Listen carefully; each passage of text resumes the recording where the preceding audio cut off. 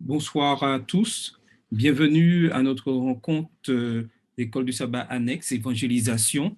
Aujourd'hui, dimanche 18 avril. Nous sommes heureux de vous savoir connectés avec nous en ce soir.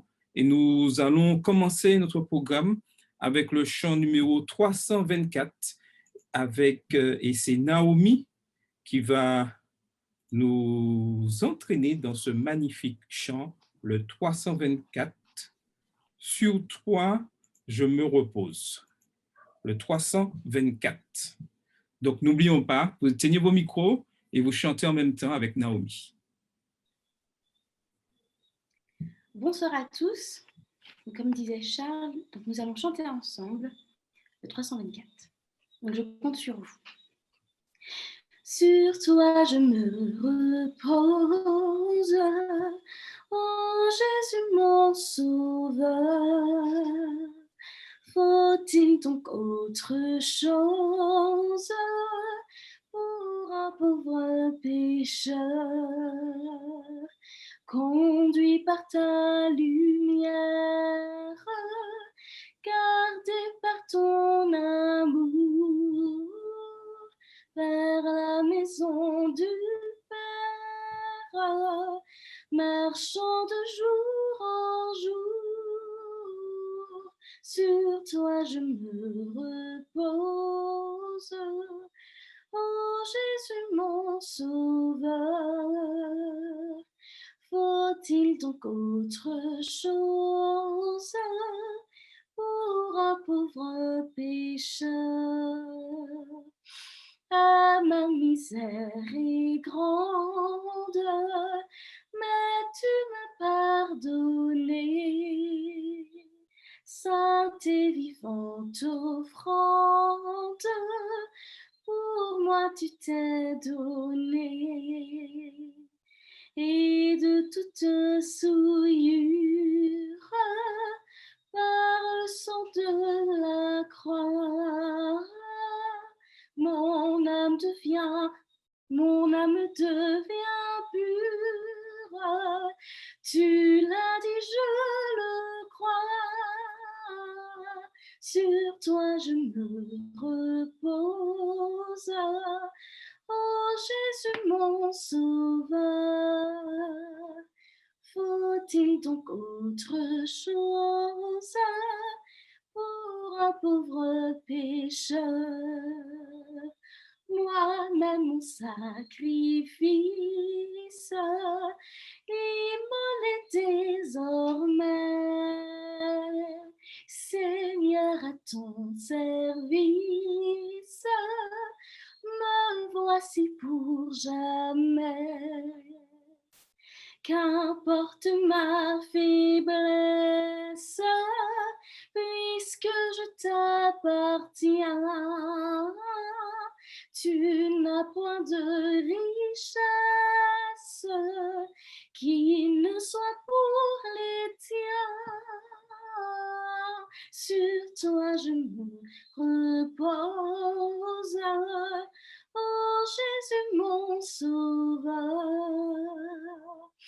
Faut-il donc autre chose pour un pauvre pécheur? Au plus fort de l'orage, tu tiens près de moi,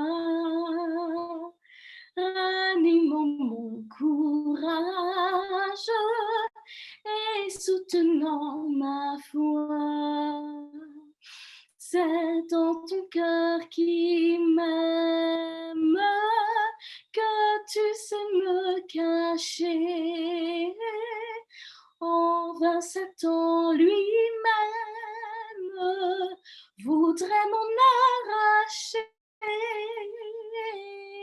Sur toi je me repose, oh Jésus mon sauveur. Faut-il donc autre chose pour un pauvre pécheur? En toi j'ai la victoire, la paix, la liberté. toi je rendrai gloire durant l'éternité. Si du bonheur qui passe, la source doit tarir, c'est assez de ta grâce pour vivre et pour mourir. Sur toi je me repose, oh Jésus mon sauveur. Faut-il donc autre chose pour un pauvre pécheur? Merci Naomi. Maintenant, nous aurons la bienvenue et ensuite la prière avec le couple Ulysse. Je dis bonsoir à tous. Bonsoir. Donc, je vais vous chanter en guise de bienvenue un petit chant qui est très connu, que j'aime bien. À la gloire de Dieu.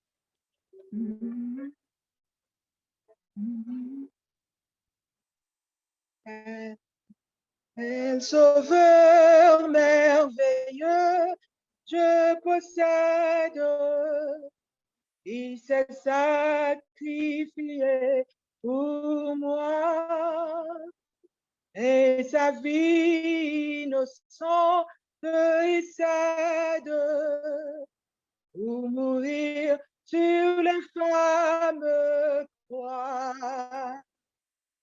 Il renonce à la gloire céleste pour le plan rédempteur de Dieu. Apparence la plus modeste, oh quel prix pour me rendre heureux. Attaché à la croix pour moi, attaché à la croix pour moi. Il a pris mon péché, il m'a délivré. Attaché à la croix pour moi. Maltraité, innocent pour ma vie, pour mes iniquités brisées et chargé de mes maladies. Il mourut pour guérir, sauver. Attaché à la croix pour moi. Attaché à la croix pour moi. Il a pris mon péché, il m'a délivré. Attaché à la croix pour moi. Bienvenue à tous. Il est ressuscité, il est vivant. Bonne étude. Merci. Nous écoutons la prière avec Frère Ulysse. Éternel, notre Dieu, notre bon et ton Père céleste, nous sommes infiniment reconnaissants pour les multiples bienfaits que tu nous as accordés. Tu nous as gardés, qui a conservé en nous les souffles de vie jusqu'à présent. Tout ça, c'est l'effet de ta grâce et de ta miséricorde.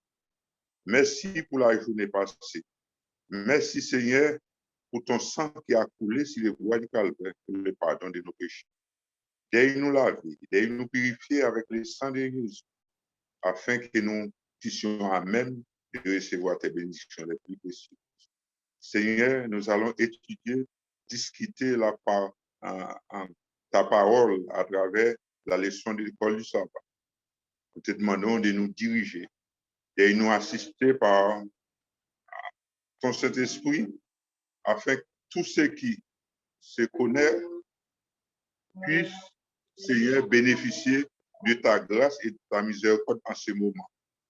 D'ailleurs nous pardonner, d'ailleurs nous purifier, d'ailleurs nous laver et permettre que, Seigneur, pendant ces moments, que ton nom seul soit béni et que soit glorifié pour ta gloire. Pardon, aidez-nous, Seigneur, à être attentifs à ta parole et à les mettre en pratique. Ce sera pour ta gloire et pour ton nom. Entends, écoute, Seigneur, et pardonne. Nous t'avons prié au nom de ton Fils Jésus et pour ta gloire. Amen. Amen. Amen. Merci beaucoup. Maintenant, nous allons passer au bulletin missionnaire avec Rosimé.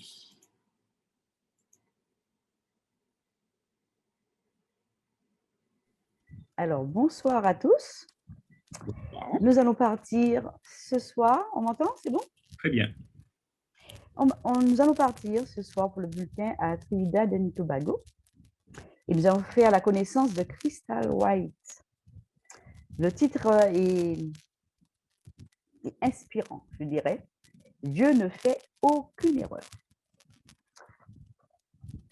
De nombreux enfants, nous dit Crystal, donc elle raconte que de nombreux enfants qui vivent dans les îles des Caraïbes ont des surnoms. Crystal, nous prenons la connaissance de Crystal, et elle nous dit que dans les îles des Caraïbes, comme en Martinique, on donne beaucoup des surnoms. Et elle a une sœur appelée Catherine, qu'on surnomme Polly, parce qu'elle parle beaucoup, comme un perroquet. Elle a une autre sœur nommée Rachel, mais tout le monde l'appelle Mopsy, parce qu'elle est maigre, dit-elle, comme un balai de serrurière. Le père de Christelle, par contre, l'a appelée Laide. Un jour qu'elle était assise à l'escalier de la maison et que son père descendait, il lui a tapoté l'épaule et lui a dit « Salut Laide ». Alors elle a dit « Mais elle s'est sentie mal, elle a dit « Mais je ne suis pas laide ». Mais le père lui a dit « Tu es l'enfant la plus laide que je n'ai jamais eue ». Et Christelle dit que son père a eu 10 enfants, donc vous imaginez comment elle s'est sentie. Les paroles de son père ont changé sa vie. Elle a commencé à lutter contre la dépression. Elle a envisagé le suicide. Elle s'est privée de nourriture pensant que si elle était plus mince, elle serait plus belle. Chaque jour après l'école, elle se regardait dans le miroir et se dénigrait. Pourquoi mon front est-il si grand? Pourquoi mes dents sont-elles si grandes? Pourquoi je suis si grosse? Et elle pleurait, et elle pleurait, et elle pleurait tous les jours. Mais un jour, alors qu'elle se dénigrait devant le miroir, elle a entendu une chanson à la radio. « Rappelez-vous toujours que vous êtes beau », disait le chanteur. « Souvenez-vous toujours que vous êtes terriblement et merveilleusement créé par Dieu. Vous êtes un enfant de Jésus-Christ, le Sauveur, le Seigneur. » Ces paroles ont surpris Crystal. Elle a pensé, si je suis terriblement et merveilleusement créée par Dieu et que je me dénigre autant, ça veut dire que je dis par là que Dieu a fait une erreur. Elle a pleuré encore plus et a demandé pardon à Dieu. Et ses larmes de tristesse, après, se sont changées en larmes de joie. Elle a décidé de se voir à travers les yeux de Jésus plus qu'à travers les yeux des autres. Pour la première fois, à l'âge de 17 ans, elle a commencé à se voir effectivement à travers les yeux de Jésus et a commencé à être heureuse. Les paroles du psaume 139, verset 14, ont pris un nouveau sens. Elle a lu avec joie « Je te célèbre, car je suis une créature si merveilleuse. Tes œuvres sont merveilleuses, des merveilles, et mon âme le reconnaît bien. » Elle a recommencé à manger ce qui lui plaisait. Soupe de maïs avec des pommes de terre, du manioc, des carottes, de la citrouille. Elle se sentait bien. Elle ne se sentait plus sans valeur. Elle avait une raison de vivre. Au lieu de s'apitoyer sur son sort, elle a appris à tout remettre entre les mains de Dieu. Elle a commencé à faire confiance à Dieu, non seulement pour ses besoins quotidiens, mais aussi pour sa joie. Elle a réalisé que personne ne pouvait lui enlever la joie qui vient de Dieu. Chaque fois que quelqu'un l'appelait par des surnoms, Elle les ignorait simplement. Quand son père l'appelait laide, elle se rappelait que Dieu l'avait créée, qu'elle était une créature merveilleuse. C'est ainsi que Dieu m'a faite, disait-elle. Et Dieu ne fait aucune erreur. Aujourd'hui, Christelle a 33 ans et elle est une dirigeante d'église qui aime parler aux jeunes de son Dieu qui ne fait aucune erreur. J'ai l'impression que je n'avais personne auprès de moi quand j'étais jeune.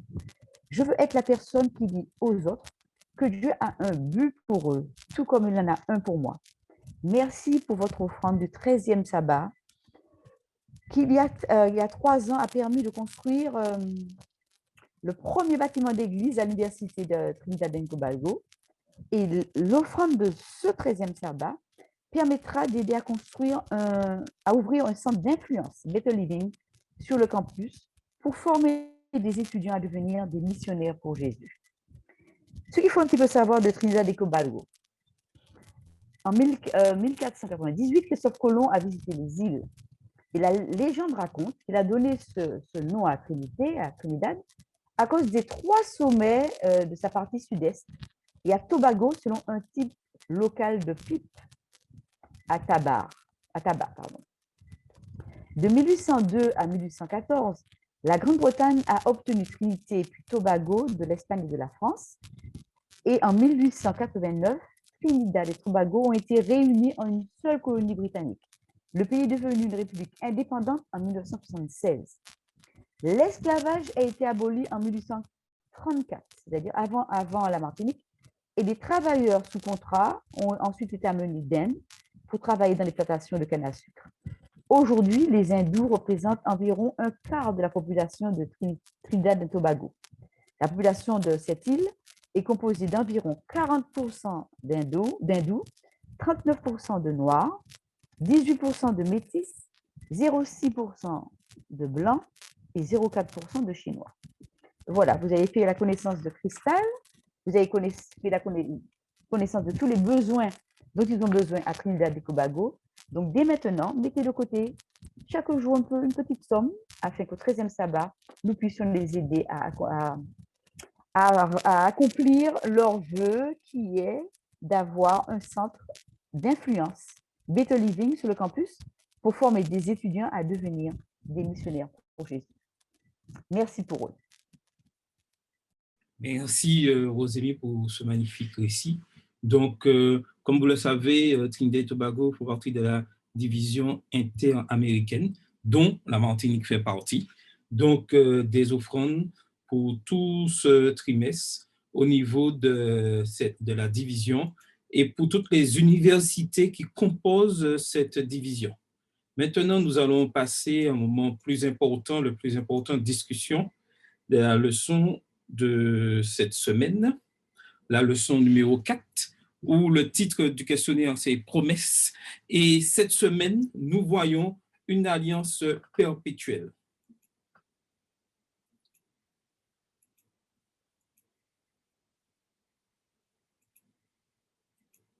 Alors, la leçon de cette semaine nous fait nous poser plusieurs questions auxquelles nous allons parler en ce soir et auxquelles nous serons appelés à réfléchir au cours de la semaine. Quel est le nom de Dieu? Que signifie-t-il? Quelle est la situation des noms que Dieu a utilisés pour s'identifier à Abraham? Quel nom a-t-il utilisé pour s'identifier?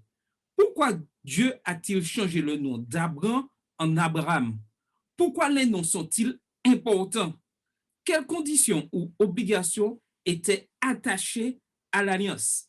Et toutes ces questions que nous voyons nous concernent directement, mais en premier lieu, ont concerné Abraham. Dieu a appelé Abraham à une relation spéciale avec lui, une relation qui allait révéler le plan du salut au monde. Et aujourd'hui, le Seigneur souhaite avoir une relation spéciale avec chacun d'entre nous. Chacun d'entre nous, toujours dans le même but qu'il avait Abraham, révéler le plan du salut au monde. Inclinons la tête pour une courte prière. Seigneur Dieu, nous voulons placer ce monde de discussion entre tes mains.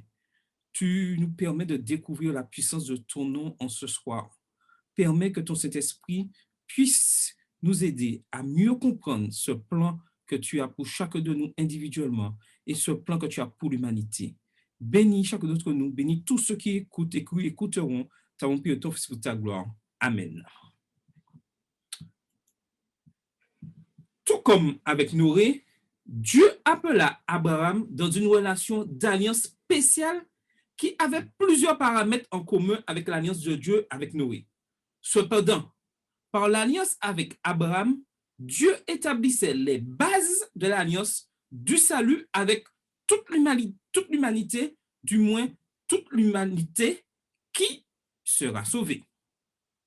Dans Genèse 15, verset 7, et j'aimerais que quelqu'un puisse ouvrir sa Bible et nous lire ce verset. Genèse 15, verset 7, afin que nous puissions nous mettre vraiment dans le contexte. Donc, n'hésitez pas, prenons notre Bible, nos Bibles, dans Genèse 15, verset 7, et un volontaire, puisque nous sommes là pour participer pleinement ensemble, et un volontaire pour lire. Alors, qui est volontaire pour lire? Oui, je lis. Odile? Oui, Odile, vas-y. L'Éternel lui dit encore, je suis l'Éternel qui te fait sortir d'Ur en Chaldée pour te donner en possession ce pays. OK. Dieu donne une auto-identification de lui-même à Abraham en tant que Yahvé, le Dieu personnel. Comment Abraham pourrait-il penser que la gestion de sa vie ne concernait pas Dieu quand Dieu se présente en tant que Dieu personnel d'Abraham? Maintenant, la question à laquelle nous devons nous poser en ce soir pour commencer notre discussion, est-ce que Dieu s'est révélé à moi? Donc, j'aimerais qu'une ou deux personnes puissent répondre à cette question. Dieu s'est-il révélé à moi? Si oui, comment? Alors, vous avez la parole.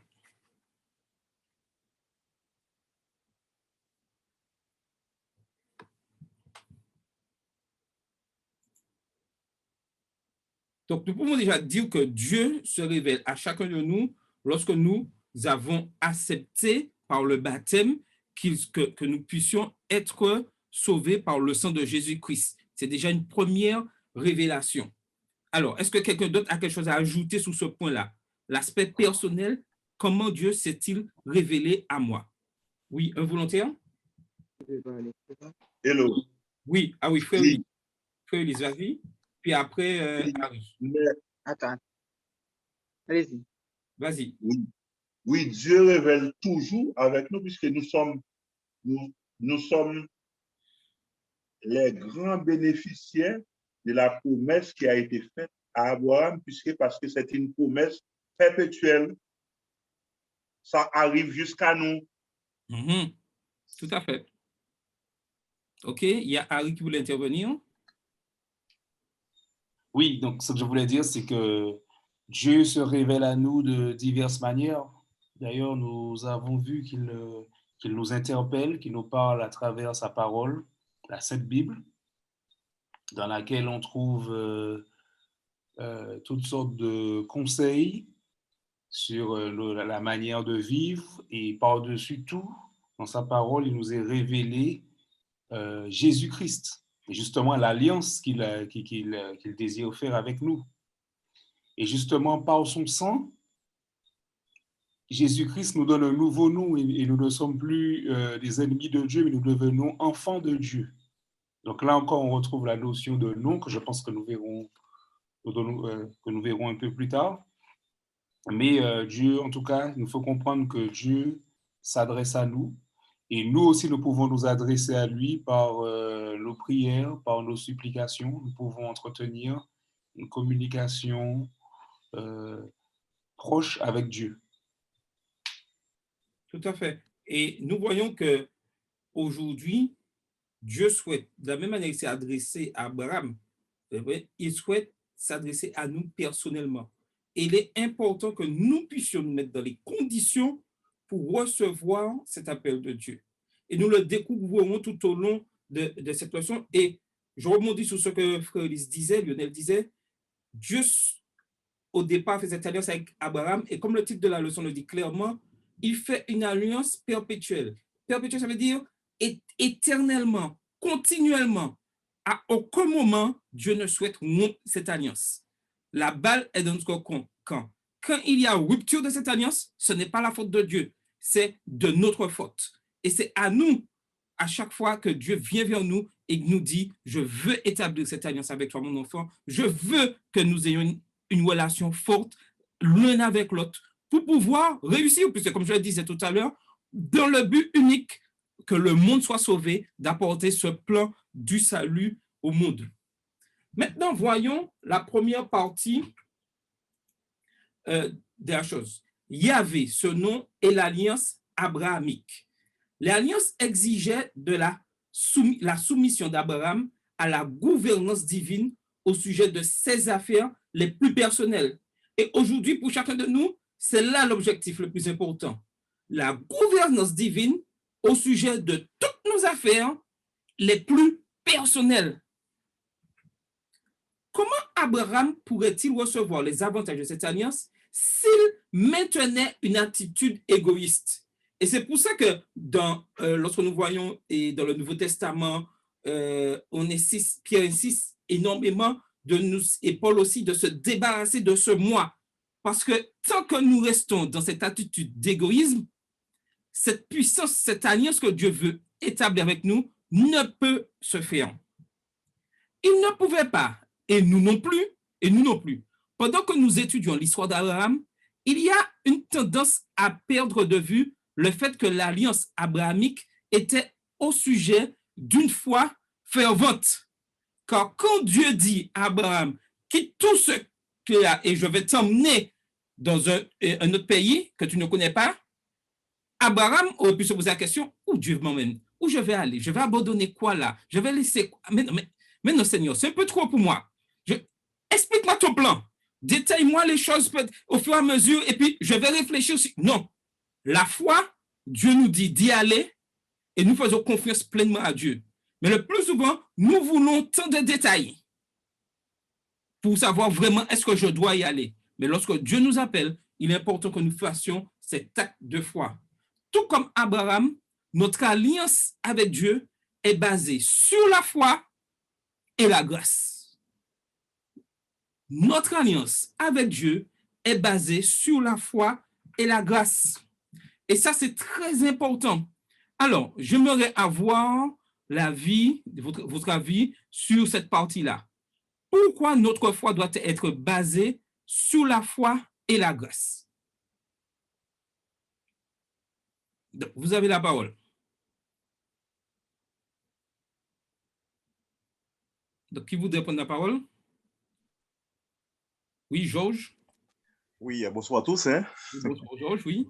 Effectivement, donc, c'est pas toujours évident de partir et en faisant confiance sans savoir où est-ce qu'on va. Je vois vraiment qu'Abraham a dû vraiment faire preuve de foi.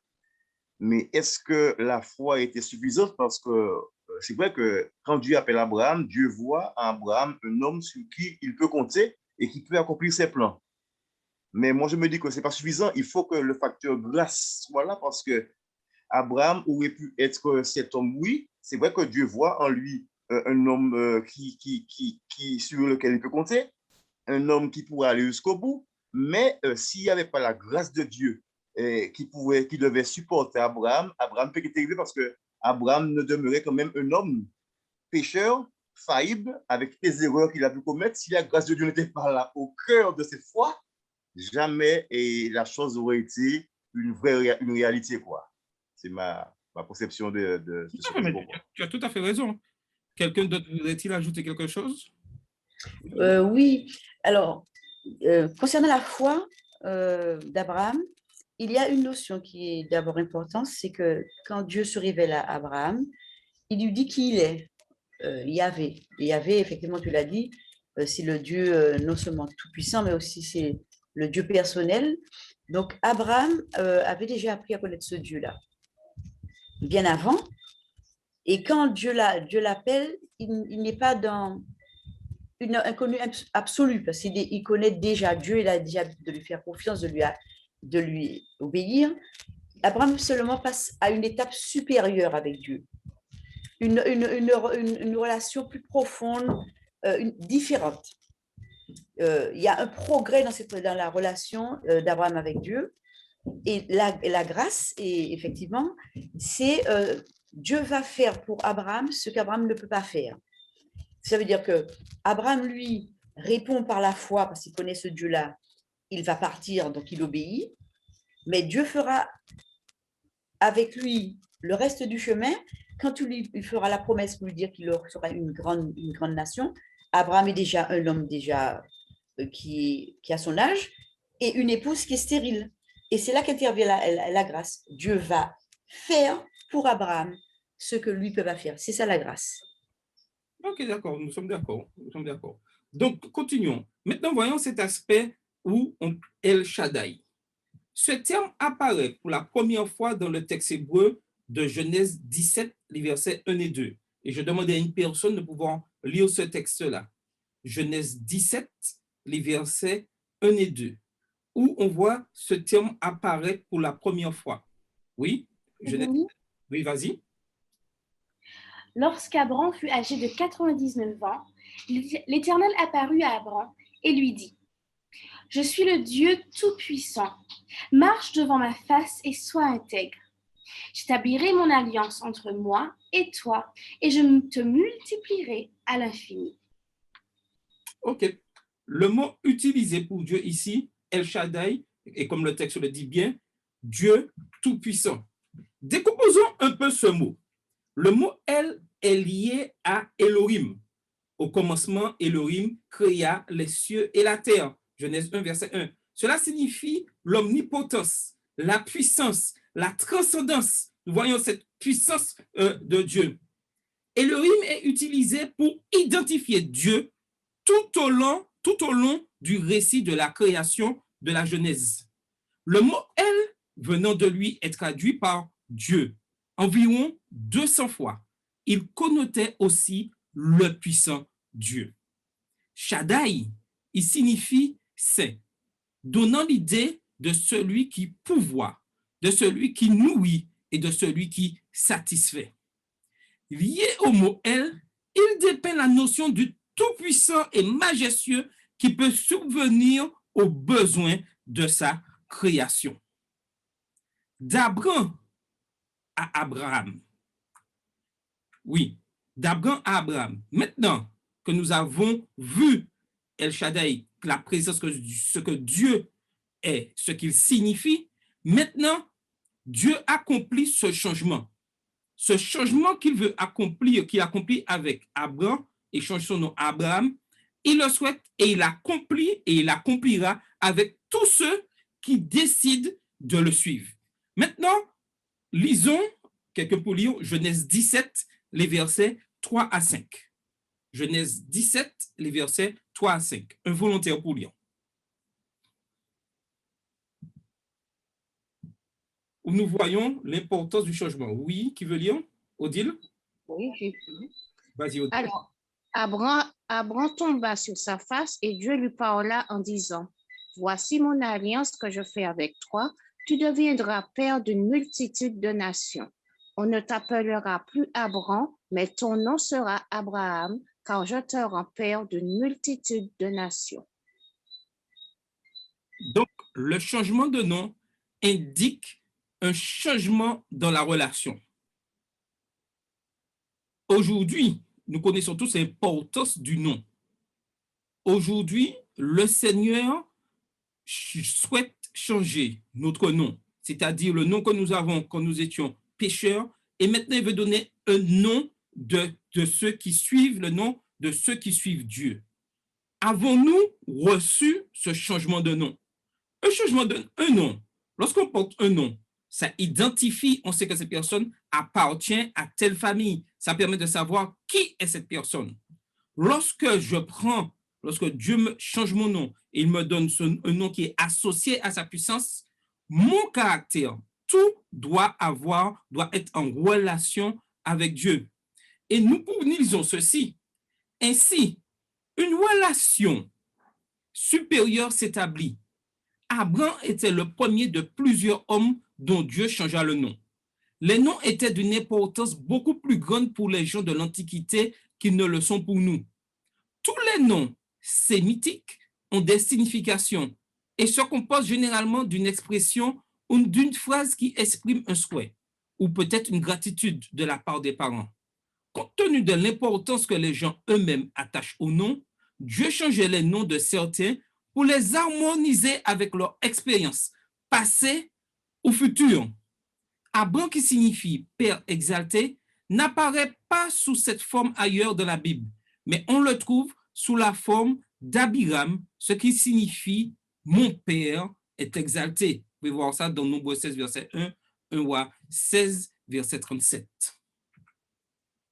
Les étapes de l'alliance à ce moment-là deviennent importantes. Dieu établit cette alliance, mais il y a une progression dans l'alliance. Impliqué dans la saga de l'alliance, Dieu fit une alliance en 3 étapes avec Abraham. 3 étapes. La première est rapportée dans Genèse 12, verset 1 à 3. Donc, quelqu'un pour lire Genèse 12, verset 1 à 3. Nous n'allons pas lire tout, juste Genèse 15, verset 21 et Genèse 17, verset 14. Alors, 3 personnes. Une personne pour lire Genèse 12, verset 1 à 3. Une autre, Genèse 15, nous lisons le verset 21. Et une autre personne, Genèse 17, le verset 14. Je lis dans Genèse 12. Genèse 12, OK. Verset 1 à 3. Oui, 1 à 3, oui.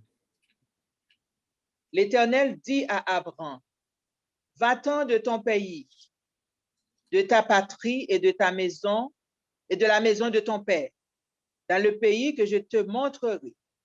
Je ferai de toi une grande nation et je te bénirai. Je rendrai ton nom grand et tu seras une source de bénédiction. Je bénirai ceux qui te béniront et je maudirai ceux qui te maudiront. Okay. Et toutes les familles de la terre seront bénies entre eux. OK, d'accord. Genèse 15, plutôt verset 18. La personne qui dit pas le verset 21, mais le verset 18. Genèse 15, verset 18. Un volontaire? D'accord, je lis. Oui. En ce jour-là, l'Éternel fit alliance avec Abraham et dit, je donne ce pays à ta postérité depuis le fleuve d'Égypte jusqu'au grand fleuve, au fleuve d'Euphrate. OK. Ensuite, Genèse 17, verset 14. Un volontaire? Je lis. Oui. Un mâle incirconcis qui n'aura pas été circoncis dans sa chair sera exterminé du milieu de son peuple. Il aura violé mon alliance. Tout à fait. Nous voyons penser à ces 3 étapes de l'alliance qui évoluent au fur et à mesure. Dans Deutéronome 10, verset 16, cette alliance fut également symbolisée par le signe de la circoncision, ce que nous avons vu dans Genèse 17.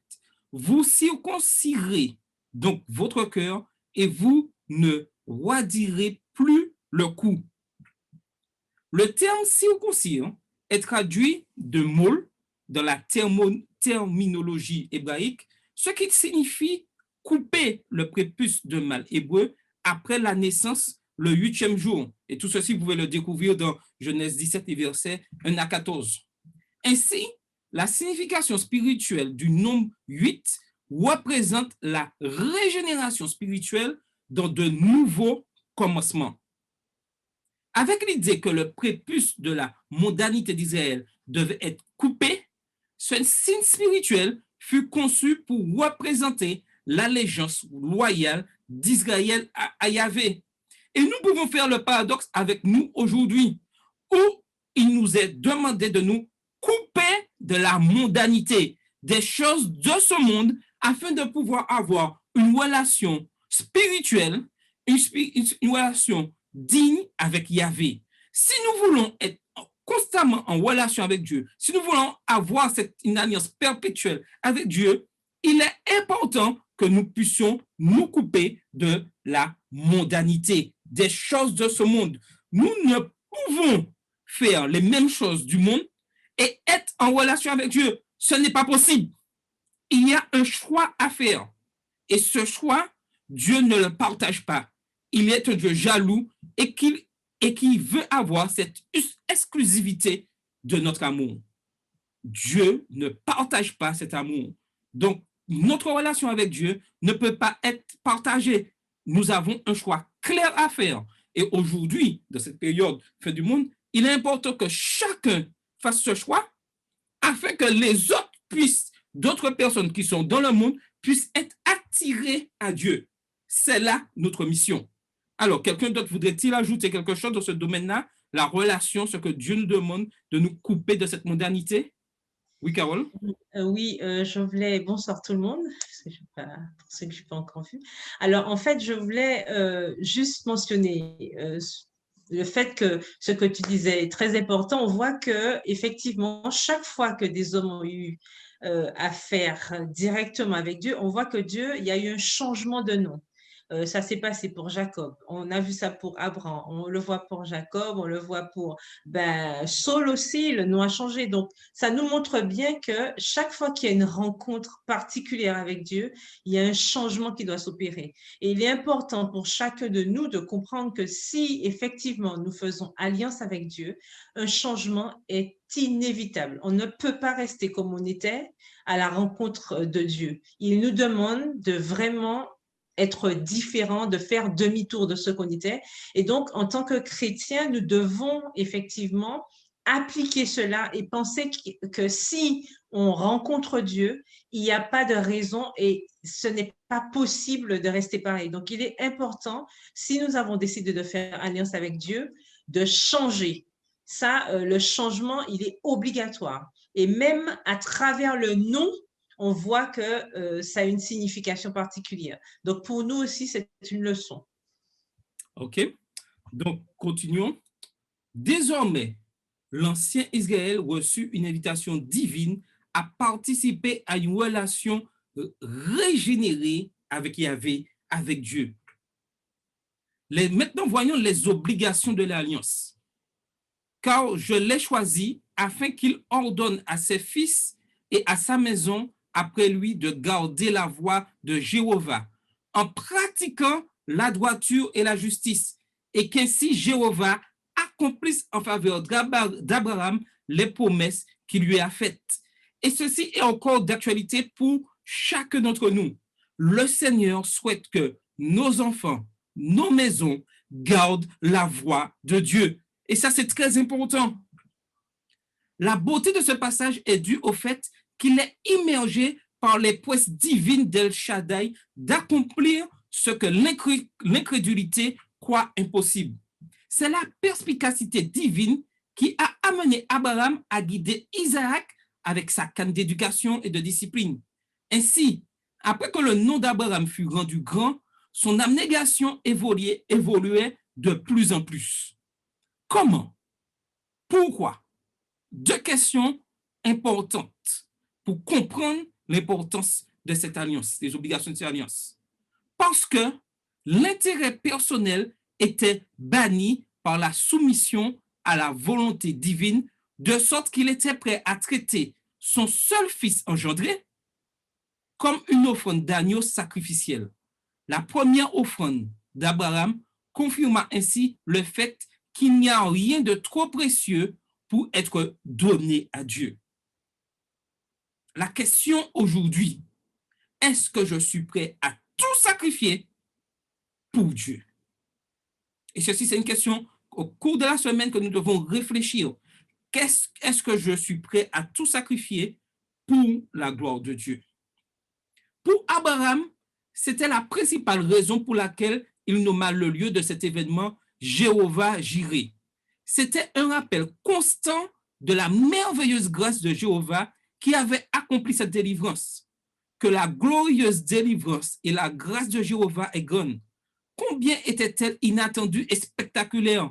La limite de l'homme est toujours l'occasion de Dieu pour non seulement délivrer, mais aussi enseigner de merveilleuses leçons concernant son importance ainsi que sa providence. Une petite réflexion pour mieux comprendre alors que nous allons aborder les questions du jour.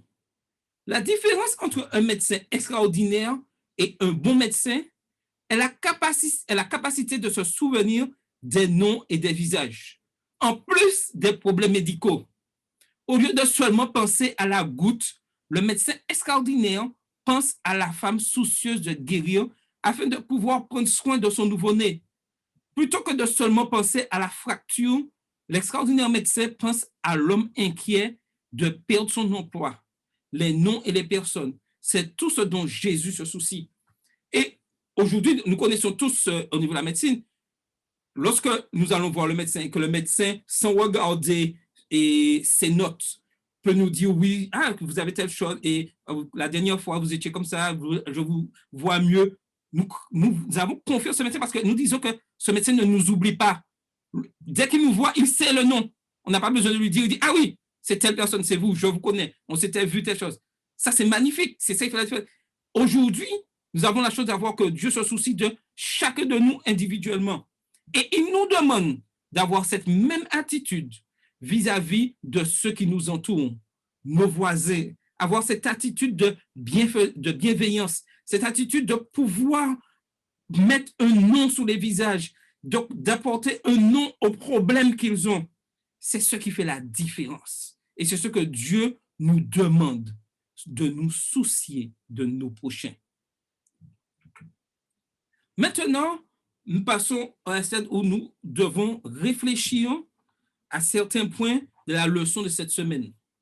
Des passages entiers de la Bible sont remplis de noms et de connexions. À l'époque, les gens prenaient les noms au sérieux. Dans cette optique, expliquer les implications psychologiques et spirituelles du changement du nom d'Abraham à Abraham. Pourquoi Dieu s'est-il donné la peine d'expliquer la signification de son propre nom? Quel impact la signification de son nom avait-elle sur ses partenaires dans la relation d'alliance? Et j'ajouterai, pour compléter cette question, quelle importance ça a pour nous aujourd'hui de porter le nom d'Adventiste du 7e jour?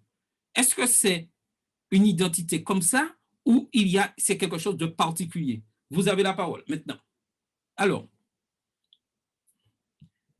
qui voudrait prendre la parole? Oui, je voudrais dire, pour ceux qui étaient là dès le début, comme on a vu dans le bulletin, Cristal avait reçu un prénom, LED, qui avait influencé sa vie parce qu'elle s'était dénigrée, etc., etc. Ce qui montre bien que jusqu'à maintenant, même dans le temps avant, le nom a toute son importance. On l'a vu au début de la leçon. Et je voudrais souligner ce point de la leçon à la page 47 où il nous est dit que Abraham signifiait père exalté et Abraham, père d'une multitude.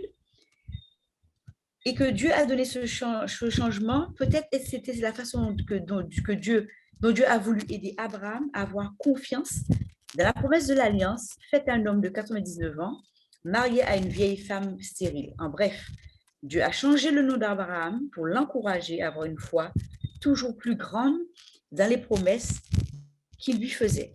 Alors, pour répondre à la question, est-ce que notre nom en tant qu'adventiste du 7e jour a un impact dans nos vies? Quand on décompose le nom adventiste, ça veut dire ceux qui attendent le retour de Jésus et qui observent le sabbat. Si nous avons compris notre nom, le nom que nous portons, et ce que Dieu a fait pour Abraham, c'est peut-être aussi, Dieu qui nous a donné ce nom, c'est peut-être aussi une façon de nous aider à avoir la foi, une foi plus grande, une foi plus stable dans cette promesse du grand retour de Jésus, parce que nous savons que, bon, on dit que Jésus...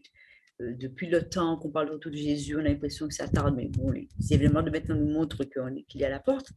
Mais ce nom que nous avons reçu, c'est une promesse qui nous est faite de garder la foi en ce retour de Jésus auquel nous croyons et aussi de garder la foi en Jésus, mais aussi d'observer ses commandements parce que nous avons le nom adventiste du 7e jour. Donc, c'est ce que je voulais dire concernant justement les implications de notre nom à nous. Tout à fait, tout à fait.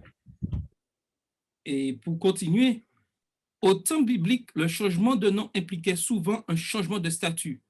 Comment pouvez-vous appliquer ce concept à ce qui se passe lorsque vous êtes né de nouveau, lorsque nous adoptons le nom d'Adventiste du 7e jour? Oui, Georges voudrait parler? Oui. Vas-y, Georges, il n'y a pas de souci. Je vois que Charles ne me voit pas. Non, mais oui, non, maintenant je t'ai vu. Vas-y. Pas de problème, pas de problème, je comprends. Alors, je disais que par rapport au nom, le nom a l'importance capitale. Et bien souvent, lorsqu'on demande aux personnes, vous êtes quoi? On a tendance à dire, je suis chrétien. Pourquoi? Parce qu'on se dit que, oui, mais est-ce que porter le nom adventiste, ce n'est pas un fardeau ou bien c'est une opportunité? Parce que souvent, l'image que cela peut porter par rapport au témoignage de droite et à gauche, on se dit, oui, mais est-ce que le fait de dire que je suis adventiste, c'est une bonne chose? Est-ce que le fait de dire plutôt que je suis chrétien, simplement, c'est une bonne chose, quoi? Hein? Donc, il y a cet amalgame qui fait que beaucoup de personnes ont du mal à dire que je suis adventiste simplement du 7e jour. Parce qu'il y a tellement de choses qui entachent par rapport à cela que cela peut devenir une difficulté pour certains. C'était par rapport au nom, bien que ce soit un privilège parce que nous connaissons et ça veut dire quoi ce nom, mais de l'autre côté aussi, cela peut être aussi une difficulté. Tout à fait, tout à fait. Et la troisième question complète ce que tu dis. Là où nous entrons en connexion avec Dieu dépend de la façon dont nous le connaissons intimement. Les promesses de Dieu sont des gestes d'intimité. Comment devrions-nous réagir? Quand Abraham voyageait à travers des terres étrangères et lointaines, son alliance avec Dieu était une source d'encouragement et de compagnie. Et c'est là important aujourd'hui pour nous, adventistes du 7e jour.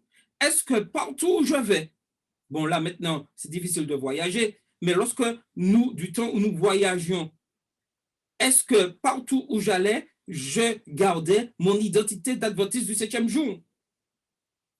Et Abraham, partout où il allait, il avait cette identité sur lui, l'identité de Dieu. Même lorsqu'il commettait une faute. L'exemple, lorsqu'il a menti sur Sarah disant que c'était sa sœur. Et ce mensonge a créé une malédiction. Donc nous, aujourd'hui, est-ce que partout où nous allons, nous gardons cette identité d'adventiste du 7e jour? Oui, Carole, tu voulais intervenir? Oui, je voulais dire aussi, en lien avec ce que je disais, je pense aussi que la difficulté, c'est qu'on a du mal à réaliser que le fait de porter un nom, ça implique une responsabilité. Par exemple, quand Abraham est devenu Abraham, donc père d'une multitude, on voit qu'à chaque fois, quand il y a un nom, il y a une responsabilité qui va avec. Et quand on dit « je suis adventiste du 7e jour », ça implique quelque chose. Et souvent, on se contente de dire « oui, je suis chrétien parce qu'on n'est pas sûr, justement, d'être à la hauteur de ce nom que nous avons. » Et c'est là toute l'astuce et c'est là tout le défi, justement, de pouvoir être à la hauteur de ce nom que nous portons. Si nous nous disons adventistes du 7e jour, ben, derrière, ça doit aussi être soutenu par un comportement, une façon d'être, une façon de parler, et puis tout le bagage qui va avec. Et donc, il ne suffit pas d'avoir le nom, il faut aussi avoir la pratique de ce nom-là. Et ça, c'est là tout le défi et c'est peut-être ça qui fait que des fois, on se noie dans l'histoire de chrétien et on ne veut peut-être pas spécifier. Mais nous avons justement tout intérêt à spécifier qui nous sommes pour pouvoir pour que les gens soient au clair sur à qui ils ont affaire, pour ne pas qu'il y ait d'ambiguïté. Tout à fait. Et la... Oui, j'aimerais réagir aussi. Vas-y, Georges. Ah oui, non, c'est Harry. Vas-y. Donc, ce qui se passe, c'est que lorsqu'on regarde même l'histoire d'Abraham, on voit qu'il y a le changement de nom. Et le changement de nom, ce n'était pas l'initiative d'Abraham, c'était Dieu. C'est Dieu qui change son nom. C'est l'action de Dieu seul. De la même manière que Dieu va lui promettre également une bénédiction. Un territoire, Dieu lui dit qu'il sera, dans son nom même, il y a aussi le caractère de sa mission, qu'il sera père d'une multitude. Là encore, on peut faire le parallèle avec l'adventisme. Dans le nom adventiste, il y a également ce que nous proclamons, le retour de Jésus, ce qui implique également la fidélité aux principes bibliques et à la loi de Dieu. Mais là où l'homme rentre vraiment en action, et on voit qu'il a vraiment une part intégrante dans cela, c'est dans dans l'autre élément. Il y a le changement de nom, certes, mais il y a l'autre élément de l'alliance abrahamique qui est la circoncision. Et la circoncision, Dieu donne justement cet ordre, ce commandement, mais c'est à l'homme justement de pratiquer cette circoncision. Il a le choix. Mais s'il ne pratique pas cette circoncision, il met sur lui en quelque sorte l'opprobre, puisqu'il sort de l'alliance de Dieu en ne faisant pas cette circoncision. Et la circoncision, c'est quoi? Nous avons vu que c'est le fait de couper la chair, couper le prépuce. Ça veut dire couper, en gros, ce qui dépasse, la chair qui dépasse. Et dans un sens symbolique, ça nous invite également à couper ce qui n'est pas de Dieu dans notre vie. Et dans le symbole spirituel, on voit que dans le Nouveau Testament, il est question de la circoncision du cœur. On le voit également dans Deutéronome. Et ça implique également les inclinations de la chair. Ça veut dire couper toutes ces inclinations de la chair, tous ces désirs charnels qui nous éloignent de Dieu. Ça veut dire prendre la décision de ne pas céder à ces tentations-là. Et c'est Dieu qui nous donne la force justement d'obtenir la victoire sur la tentation. Mais nous devons, nous, en tant qu'êtres humains, nous responsabiliser. Ça veut dire que si je sais que certains films vont me pousser à la violence ou vont provoquer des désirs charnels qui vont à l'encontre de la loi de Dieu et tout, à ce moment-là, c'est à moi de prendre la décision de ne pas contempler ces choses-là. Donc, nous aussi, il nous faut apprendre à... Voilà, ça nous montre quand même qu'en tant qu'être humain, on a quand même notre rôle à jouer. Et lorsqu'on va dans Galates, je cite ce passage-là et j'arrête justement, qui nous montre cette chair qu'on doit circoncire. Voilà. Et on nous fait part des œuvres de la chair dans Galates 5, versets 19 à 23. Il nous est dit, les œuvres de la chair sont manifestes. Ce sont les impudicités, l'impureté, les dissolutions, l'idolâtrie, la magie, les inimitiés, les querelles, les jalousies, les animosités, les disputes, les divisions, les sectes, l'envie, l'ivrognerie, les excès de table et les choses semblables. Donc, ça nous donne une idée de toutes ces luttes qu'en tant qu'être humain, c'est-à-dire même lorsque Dieu a changé notre nom, même pour Abraham, il a changé d'Abraham à Abraham, pour nous, il nous a donné un autre nom, il nous a appelés ses enfants, il nous a appelés adventistes, si nous restons dans le contexte de notre dénomination. Mais ce qui va caractériser justement notre caractère d'adventiste, c'est comment on fait notre circoncision sur la nouvelle alliance, qui est de mettre à mort les désirs de la chair, ce qui revient à parler de la sanctification. Bon, j'ai été un peu long. Non, c'est très bien, c'est très bien. Nous allons pour discuter. Nous allons prendre 5-10 minutes en plus, exceptionnellement. Il n'y a pas de souci. Alors, non seulement... Je voulais juste préciser pour que les choses soient bien claires. Je ne sais pas si quelqu'un pourrait expliquer, puisque ceux qui nous écoutent, peut-être qu'ils ne vont pas comprendre cette différence entre la circoncision, puisqu'on a vu le texte tout à l'heure où Dieu demandait justement qu'Abraham soit circoncis. Et est-ce qu'on pourrait expliquer justement cette différence et pourquoi aujourd'hui il n'est plus nécessaire de se circoncire dans la chair? D'accord. Bon, après, j'ai la réponse, mais est-ce que je préférais que quelqu'un d'autre réponde? D'accord. L'élément de réponse que je pourrais donner, il se trouve également dans l'Épître aux Colossiens. Donc, je vais vous inviter à aller avec moi. Et Colossiens nous parle de la circoncision sur la nouvelle alliance. Donc, je vous invite à prendre avec moi Colossiens 2.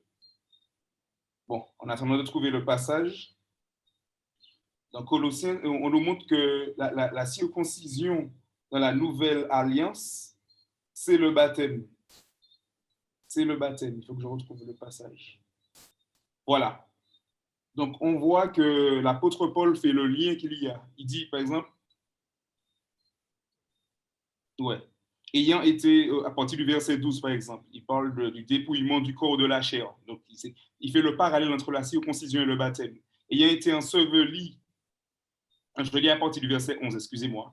Et c'est en lui que vous avez été circoncis d'une circoncision que la main n'a pas faite, mais de la circoncision de Christ, qui consiste dans le dépouillement du corps de la chair. Ayant été ensevelis avec lui par le baptême, vous êtes aussi ressuscités en lui et avec lui par la foi en la puissance de Dieu qui l'a ressuscité des morts.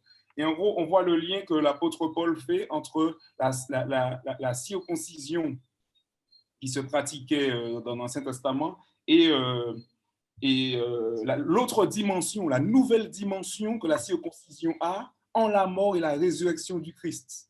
Et il parle justement du baptême. OK. Je ne sais pas si j'ai été clair. Oui. Carole, vous voulez ajouter quelque chose? Oui, Carole. Merci, Harry. Non, je pense que c'est important pour que ceux qui nous écoutent et qui nous écouteront puissent bien comprendre cette notion d'ancienne alliance et de nouvelle alliance, pour bien voir qu'aujourd'hui, Dieu nous demande de faire ce travail dans notre cœur pour avoir ce changement. Et comme Harry l'a bien expliqué tout à l'heure, c'est dans notre façon de faire et toutes ces choses qui se rapportent à la chair que nous devons mettre de côté pour pouvoir plaire à Dieu aujourd'hui. Il n'y a pas de problème. C'est très important que nous puissions prendre le temps. C'est vrai que le temps, nous sommes limités, mais nous allons déborder exceptionnellement. Juste pour continuer à bien comprendre les choses, non seulement Jésus connaît votre nom, mais aussi il connaît toutes vos pensées et même la trace de tous les cheveux que vous perdez ou qui blanchissent. Cela nous met-il mal à l'aise ou nous donne plus de sécurité? Est-ce que nous nous sentons mieux? Est-ce que nous avons une crainte? Et ça, aujourd'hui, c'est important que nous puissions comprendre que nous avons un Dieu d'amour qui connaît tous les détails et connaît tout ce que nous faisons. Et le plus, il sait nos motivations. Nos motivations sont-elles justes ou mauvaises? Et il est important que dans la relation avec Dieu, que nous puissions être en harmonie complètement avec ses recommandations. Avec Dieu, l'hypocrisie n'a pas sa place. C'est à chacun individuellement à accomplir ce travail et à voir ce qu'il a à faire jour après jour et à chaque instant de sa vie pour pouvoir avancer et aller de l'avant. Si Dieu est toujours miséricordieux et s'il pardonne toujours, pourquoi l'obéissance à ses commandements est-elle encore nécessaire pour les humains en alliance avec lui? A-t-il besoin de notre obéissance? Devons-nous être obéissants? Alors, rapidement, pour terminer avec cette question clé, si Dieu est toujours miséricordieux et s'il pardonne toujours, ce sont des questions auxquelles nous posons et à laquelle nous sommes confrontés avec ceux que nous cherchons à montrer qui est Dieu. Pourquoi l'obéissance à ses commandements est-elle encore nécessaire pour les humains en alliance avec lui? Alors, vous avez la parole. Oui. Oui, Georges. Oui, vas-y. Ok, je disais que l'obéissance est vraiment au cœur de l'alliance, hein, parce que ce sont les leçons passées où lorsque Dieu, la semaine dernière, lorsque Dieu avait dit à Noé donc de faire l'arche, Noé a fait l'arche, il a prêché, mais c'était aussi son obéissance qui devait faire qu'il puisse aussi entrer dans l'arche et puis faire toute la suite. Parce qu'il était bien de faire les choses, mais si on n'obéit pas, il fait que l'homme a toujours sa part à faire. Et la part de l'homme, c'est d'obéir. Souvent, on ne comprend pas, mais quand Dieu nous donne une alliance, Dieu fait sa part. Mais notre part, c'est de contracter, c'est d'obéir et d'aller de l'avant, parce que s'il n'y a pas l'obéissance dans ce que Dieu nous demande de faire, alors je ne pense pas que ce sera une alliance qui soit bénéfique pour nous, puisqu'il faut que l'obéissance, il faut que nous puissions faire confiance à Dieu, écouter ce qu'il nous demande de faire afin d'avoir sa bénédiction. Donc, l'obéissance a toute sa place et même au cœur de l'alliance, l'obéissance a toute sa place. C'était ma parole. OK. Rosemée, vous voulez dire quelque chose? Rosemée, vas-y. Elle voulait parler, Rosemée? Non? Alors, je disais... Oui, je vais dire quelque chose alors. Alors, avant de répondre à cette question, je voulais simplement aussi parler de la question d'avant. Oui, c'est un Dieu qui voit. Est-ce que ça nous met mal à l'aise que Dieu connaisse tout? La Bible nous dit que Dieu est un Dieu qui voit, qui connaît, c'est le Tout-Puissant. Et surtout, cette notion répond à notre besoin d'appartenance. Et quand ce besoin d'appartenance, quand nous connaissons ce Dieu-là, notre besoin d'appartenance est comblé, donc on est heureux de lui appartenir. Et quand on est heureux d'appartenir à ce Dieu-là qu'on a appris à connaître, qui est un Dieu d'amour, qui prend soin de nous, qui répond à nos besoins, on ne peut faire qu'une chose, répondre à cet amour. Et la réponse à cet amour, c'est obéir, lui faire plaisir en faisant ce qu'il nous demande. Et parce que quand on aime quelqu'un, on essaie de le satisfaire, on n'essaie pas de lui faire de la peine ou de faire tout pour le contrarier, bien au contraire. Donc, c'est cette réponse d'amour que nous avons avec Dieu, c'est l'obéissance. OK, Carole. Oui, je voulais ajouter par rapport à tout ça qu'effectivement, on a besoin d'obéissance pour pouvoir confirmer la grâce de Dieu, c'est-à-dire que notre acceptation de son sacrifice pour nous, mais c'est par notre obéissance qu'on prouve effectivement que nous acceptons ce qu'il a fait pour nous. Et aussi, pour moi, l'obéissance ne peut pas aller sans la foi. Si je dis que j'ai la foi, c'est parce que j'ai la foi en Dieu et il me dit bien, si vous m'aimez, gardez mes commandements. Donc, si je veux prouver justement que j'ai foi en ce Dieu qui m'aime, avec lequel je me sens en sécurité, parce que moi, je trouve qu'on ne peut que se sentir en sécurité avec quelqu'un qui nous connaît bien. Ça veut dire que tout ce que la personne fera pour moi, tout ce qu'elle me dira, ce sera toujours pour mon bien, parce qu'elle me connaît. Et donc, je pense que effectivement, notre foi est confortée de par notre obéissance à Dieu, puisque on voit dans les histoires bibliques que la désobéissance n'a jamais mené nulle part. Par contre, tous ceux qui ont fait alliance avec Dieu ont été et qui ont obéi, en fait, ils s'en sont bien sortis. Donc, ça veut bien dire que l'obéissance mène justement à cette joie et nous aurons ce paroxysme de la joie lorsque notre Dieu reviendra. Mais en attendant, nous voyons bien que tant que nous obéissons, nous nous sentons mieux lorsque nous obéissons à notre Dieu. Tout à fait. Et un aspect important de l'obéissance, c'est que cela doit se voir. Lorsque je suis en relation avec Dieu, un chrétien adventiste du 7e jour est un chrétien qui obéit au commandement de Dieu, mais l'obéissance se voit. C'est-à-dire, c'est quelqu'un qui étudie la parole de Dieu chaque jour, que sa vie, il y a un changement de sa vie. Et même lorsqu'il pêche, ce n'est qu'un accident, ce n'est pas une habitude. Et ceci, c'est très important, parce que tant de fois, on entend, oui, c'est ma relation personnelle avec Dieu, c'est lui avec moi. Mais ça va beaucoup plus loin. Les autres doivent voir, puisque mon obéissance, comme le disait au début de la leçon, le plan de Dieu, c'est d'avoir cette alliance afin d'amener le plan du salut pour le monde entier. Le fait que je sers et je respecte les commandes de Dieu, ce n'est pas pour moi uniquement. C'est aussi pour montrer aux autres que Dieu est un Dieu d'amour et qu'il faut qu'ils viennent à Dieu. Donc, en tant qu'adventiste du 7e jour, un adventiste du 7e jour qui porte ce nom, c'est un adventiste qui étudie la parole de Dieu, qui connaît ce que Dieu lui demande de faire, qui participe aux activités que Dieu de prière, à tout ce que Dieu demande dans l'adoration, et qui est proche de son prochain, toujours à l'écoute de ceux. Et lorsqu'il pêche, ce n'est qu'un accident. Et c'est ce que nous devons jour après jour travailler jour après jour. Et pour conclure, j'aimerais vous laisser ces réflexions. Le changement de nom d'Abraham et Sarai préfigurait le nom nouveau de Christ, qui portera celui qui entrera dans l'alliance de Dieu. Apocalypse 3, les versets 12, Apocalypse 22, verset 4. Suis-je conscient de porter ce nom et comment l'honorer dans ma vie?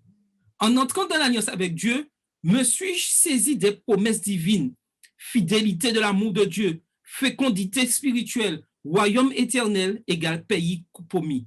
Comment y ai-je répondu?